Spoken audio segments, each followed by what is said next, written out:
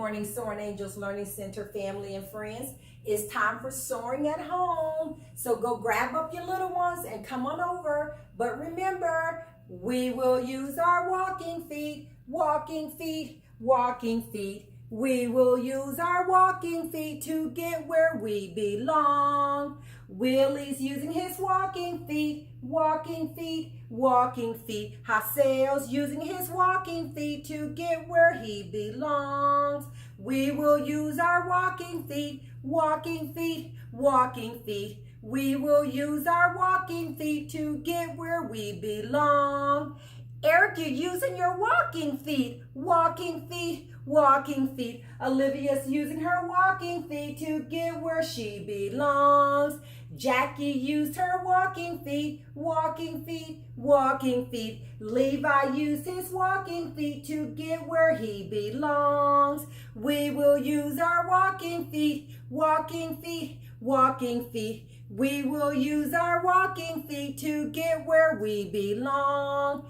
Daniel used his walking feet, walking feet, walking feet.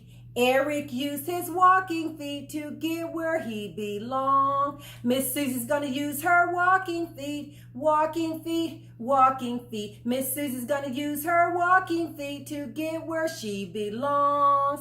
Now sit back and relax. Our story today is That Dog. But first, I want to introduce you to another one of our friends stopped by.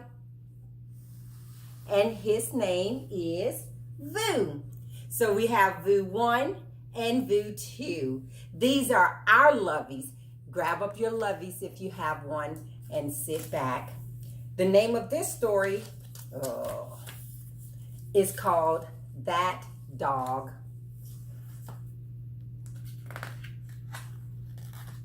Pause for a second. I'm still rolling. Okay, I'm good.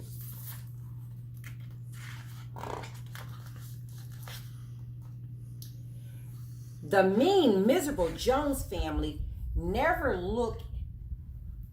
You're fine. Keep going. You can cut all this out. Yeah, that's what I do. The mean, miserable Jones family never took any notice of their dog, even though he was just bursting to be loved. That dog is so lazy, said Mrs. Jones, but he never took that dog for a walk. So how did he know he was lazy if he never walked him? That dog is so smelly, said Mrs. Jones, but she never gave that dog a bath. That dog is so boring, said Joe and Josephine Jones. But guess what? They never played with that dog. All they ever did was argue and fight, argue and fight. And so that dog was sad, sad, sad. He lay on the ground and howled, "Hoo!"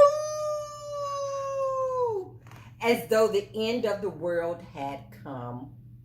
Then he stopped. There was no point in crying, "Oh no!" That dog jumped up. I'll show them, he thought. I'll make them take notice. That made him feel better. Oh, yes, it did. So one night, when Mr. Jones and Mrs. Jones and Joe and Josephine Jones were all asleep, that dog packed his bags, put on his best scarf, and crept out of the house. Creep, creep, creep. And he ran away. He ran away over here. He ran away over there. After a while, he felt hungry, but there was no one to feed him, not even mean, moody Mr. Jones. That dog got hungrier and hungrier. I'll have to get a job, he said. So he did. That dog worked hard. Oh, he worked so hard. Oh, yes. He washed 1,000,000 plates in a restaurant. He drove a taxi here and he drove a taxi there. There and here, he drove that taxi everywhere. He swept out the stables. Sweep, sweep, sweep, sweep.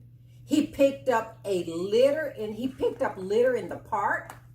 Little by little, people began to notice him. I done made too many mistakes. I need to start over on this book.